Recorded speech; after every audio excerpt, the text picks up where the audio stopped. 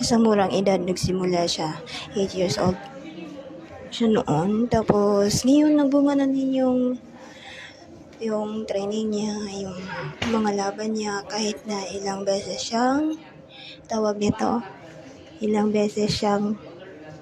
may time na nadismaya siya kasi meron yung time na sinabihan na siya na lalaban sa Dabra tapos hindi natuloy. Tapos itong bago naman, sinabihan siya na dadalhin siya sa Batang Pinoy, hindi din natuloy, pero tuloy pa rin siya, laban pa rin. hindi mo pa yun right time na sumabak sa malaking labanan siguro kasi bata ka pa, 12 years old ka pa lang naman madami pang mangyayari sa'yo, diba? So, ano lang, ang gagawin mo lang ngayon ay mag-focus ka sa training. Tsaka, ayun, proud na proud kami sa'yo kasi sa murang edad mo, naka-black belt ka na, diba?